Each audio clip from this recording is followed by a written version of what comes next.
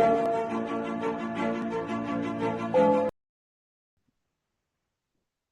would like to ask teacher, how should this practice of yoga to improve this violent behavior or speech of my husband?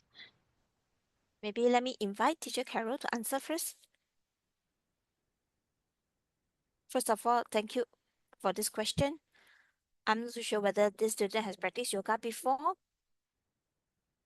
because if you have been learning some YSI yoga, you will know that through yoga practice is not just about the poses. There are eight legs, but in YSI there's nine of them, and we talk about compassion and love. So we must have a higher intention with us. So there are three ways that we can tackle this. First, we talk about intention. You bring about compassion and love in your mind. So you have a calmer mind when you're doing your practice. Then you will plant this peace of mind seed. And number two, in there's one thing called yama.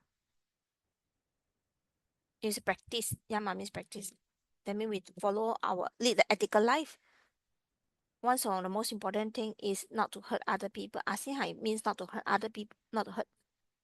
So we talk about non-violence, including towards other and even to ourselves. Sometimes maybe we are very kind towards other, but then towards ourselves, we judge ourselves. These are also type of self-violence, and also hurting yourself, but you are not aware of it. So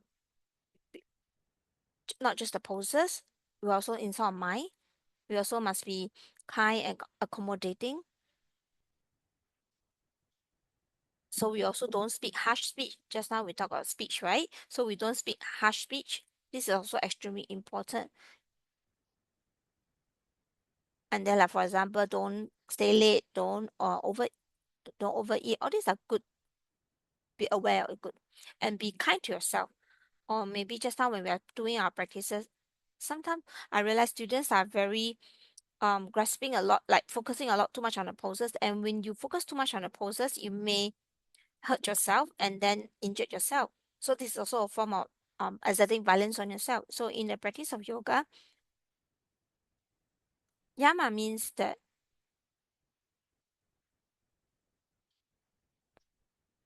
is a practice, means practice.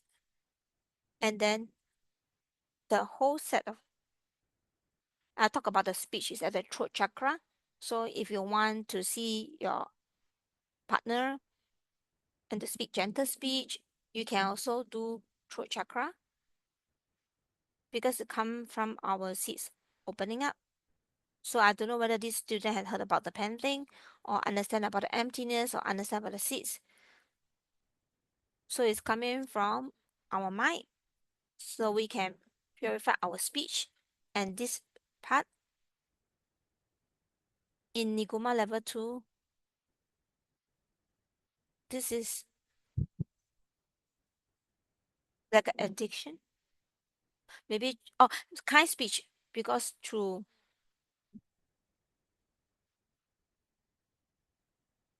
so subconsciously you may say harsh speech to solve your think that you solve your problem, but sometimes you are not aware of it, and then you're caught in a negative spiral cycle.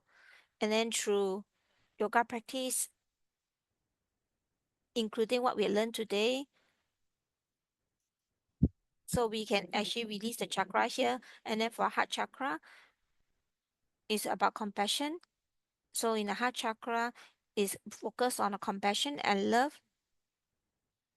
So you need to loosen up the chakra.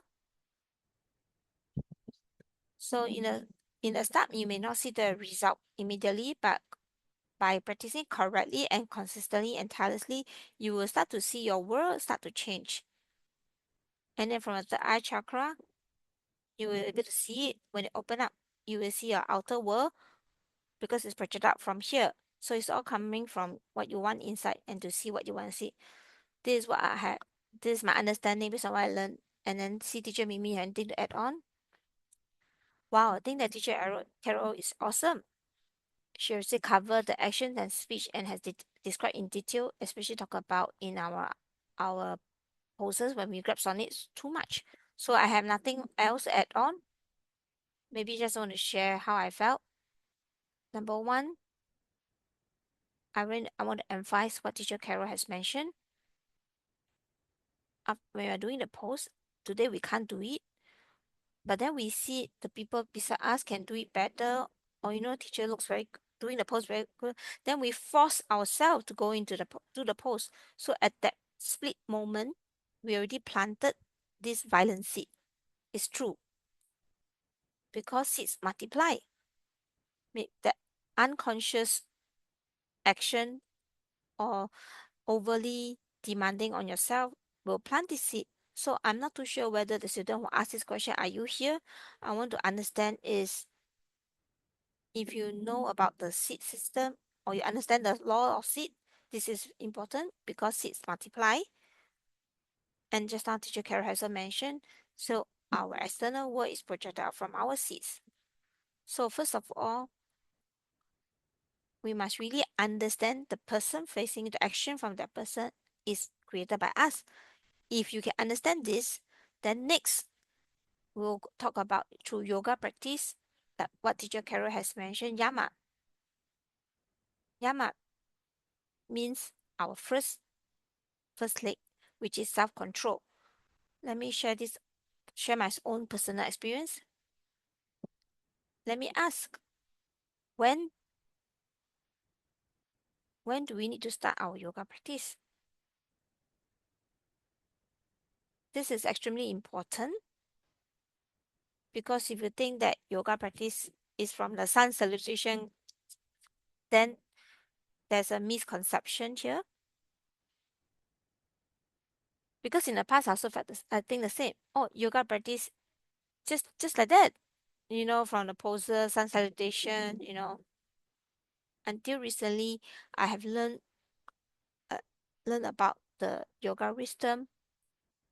Then I didn't really go into detail to to do a check on myself until I learned a part of it. Actually, the practice starts the moment I open and lay out my yoga mat. How do you lay out your yoga mat? I want to ask. How do you roll out your mat or how do you lay your mat? I want to confess because I don't feel there's a problem. So I just take out and then kick the yoga mat, let it unroll itself, and then go into. Then later I learned that today when we practice yoga, we have we have this Miin who is very troubled, who have a lot of problems in life. And after I understand yoga wisdom, I start to practice.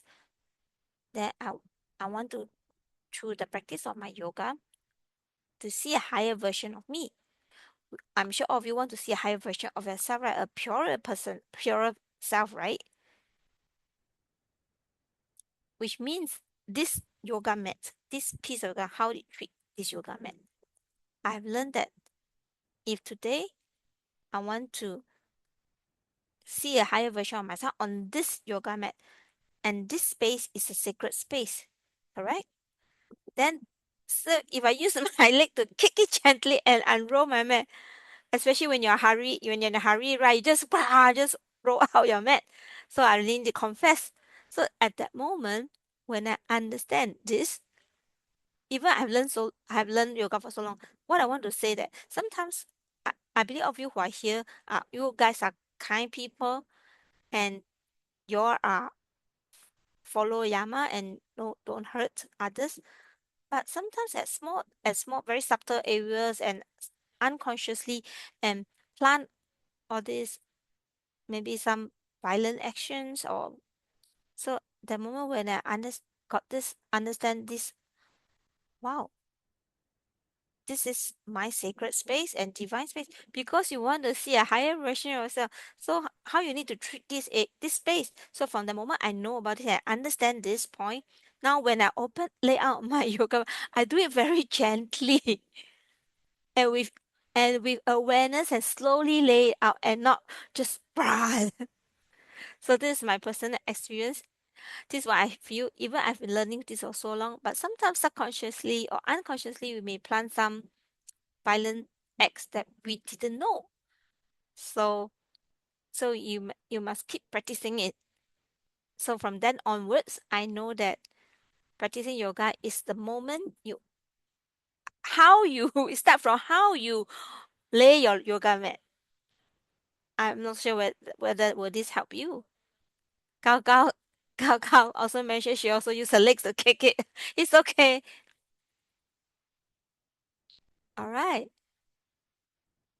Wow, thank you both our teachers to help to answer our questions.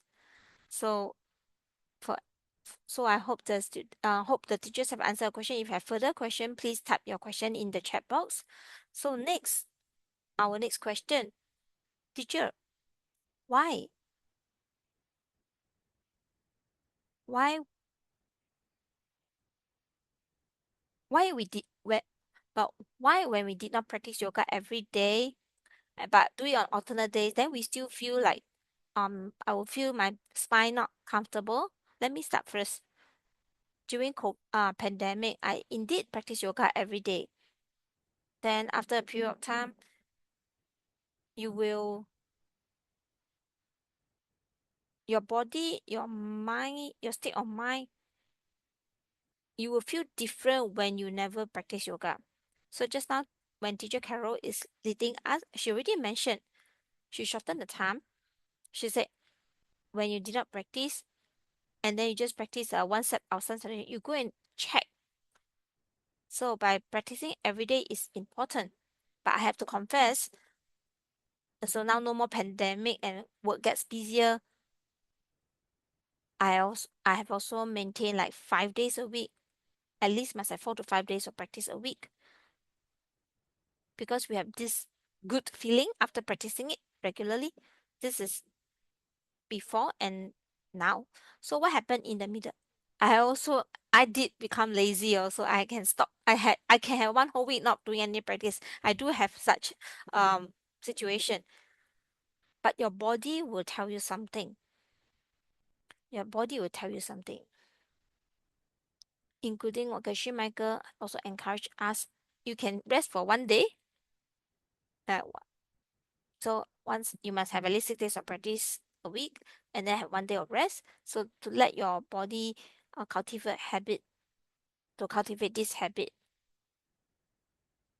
Just now you mentioned about your back not feeling uncomfortable. That's because your body is giving you some message. For example, maybe he's used to you having this daily practice of twisting, dispersing and gathering, and then suddenly you stop, then your body will give you some signal. This is a simpler way to answer. Maybe I invite teacher Carol to add on. Thank you, teacher Mimi. I think teacher Mimi has shared quite a lot. I just want to share from a different perspective to answer this question. Teacher Mimi is from the perspective of the body. If you know about the pen thing, and from the perspective of emptiness, you can think about the back, the discomfort of the back. Is it really coming from you never practice yoga? Maybe in the past I've done something else to lead me to feel my back and spine uncomfortable. Maybe I have hurt other people's life, and that's why I feel discomfort. So the discomfort of the back not coming from your seats does not exist. It probably come from your past seats. That's why it's ripen up and make you feel discomfort. So some people after 10 days of not practice also don't feel that discomfort. But of course, there's still a difference when you practice versus not practicing. So do you need to practice every day? Like what teacher Mimi says, because we can allow our us to rest for one day. We just need to find a comfortable state for us. So when you are not doing the yoga, please don't judge yourself. Just accept it. But when you're in a good state of mind and restart your set, doesn't mean that you need to finish the whole set. Maybe you can just 1 minute, 2 minutes, 3 minutes. Just let our heart quiet down and do some simple breathing and contemplation. This is not just yoga. Okay, talk about breathing, contemplation, all the to switch your mindset. All these are part of yoga practice too. So you can you can try all these different practices. Maybe that day, because the contemplation, you do that breathing, and today I just complete my yoga. So learn how to praise yourself and to see yourself willing to do all these things. This is my sharing. Thank you. Thank you, Teacher Carol, for adding on. I also want to add on the in the situation where I can't practice every day or maybe like one whole week, I can't practice my yoga. I did something I felt super cool. Let me share this with you. And allow myself to continue to stand on the yoga mat. Means that you must have a seat partner, very important. You must have a seat partner, and then you will call, hey, do you practice? Even if you didn't practice, but then you ask others to practice, then your seat will get activated. Then also give other people some yoga mat with mindfulness, because I want to see myself once again go back to my yoga practice. Wow. Thank you, both teachers. Super cool answer, right? Thank you, teachers, for giving us a awesome Q&A. Once again, can we give our applause and love to our teachers? I have a small question. You see, being an MC is so cool. So I have 3 more minutes. I can quickly ask my question. I want to ask teachers be- because when I'm practicing yoga, I will I will caught in a dilemma. Should I do contemplation first, then do yoga, or yoga first, then followed by contemplation? Then sometimes morning I couldn't practice, then I come back to practice at night. Then I felt it's not as good as when I practice it in the morning. Is it coming from my misconception of my seats, or actually whether you do it at night or morning is still the same? Teacher Mimi, let me answer this in a simple way. I felt that there's no right or wrong because depends on your habit. Maybe you can do yoga, then followed by contemplation, then after a period of time you contemplation do yoga. So find one that you feels better, then both are good. So for myself, I first started, my habit is to do contemplation, then followed by yoga. But then from yoga, then going to contemplation is two different type of feeling, because by then our chi has been directed and open up our chakra, so your contemplation quality will be better. So is there difference between morning and night? I prefer to do in the morning, because contemplation is is like a the day is like a notes paper. So when your yoga mat, you adjust your frequency. When you adjust your frequency, then you have the yoga mindset to run your day. Then you'll be more mindful. Then is that disadvantage of night? Okay, nighttime you can do recall. Use the meta recall. You recall what are the good things you have done. So both are good. So you just need to find something that suits you depending on your habit. The key point is like teacher Mimi said, you must do it consistently. This is the most important of all. But just find some method that suits you and that suits your lifestyle. And maybe can teacher Mimi to add on? I totally agree with what teacher Carol has mentioned. Indeed, you have to find your own pace of practice because different people is different. So I totally agree with what teacher Carol has said. But I want to say traditionally, so we will do yoga first, then do contemplation. This is, I mean, traditionally, it has been this. It's very cute, right? When I think that traditionally, oh, teacher teach, because we do yoga, is to, you know, to let our body maintain still for 1 hour. Then I keep grasping on the traditional way of doing it. Some are good, it's good, but once we know the definition is good, but don't grasp on it. So in the first time, I'm very particular about this. I must do yoga first, then do contemplation. Then, and because of this, I didn't do any of it at all because I too grasp. Oh, I'm quite I grasp too much on it. So wake up too early. Yeah, my body is too stiff. I now don't do yoga. Then I also don't do my contemplation because I never do my yoga. So That's why I totally agree with Teacher Kara's explanation, because in the modern era, because we have our own pace of life. So once I no more grasp on all this thing, then I feel that I feel freer. Like if today I can do contemplation first, then I do my contemplation first, then I go to work. That if today morning I have enough time, then I will do both before I go to work. And if I miss out one of them, then I will do it at night. So usually by the time I leave it at night, I can't do it most of the time. I have to be honest about, because my pace of life is to come to the end of my day. But you can go and find what is your pace. I hope both of you have answered your question. Thank you both teachers for your answer. Yes, I'm very happy. So I shall stop grasping on this too. Thank you both teachers. Please once again give our flowers and love to our teachers.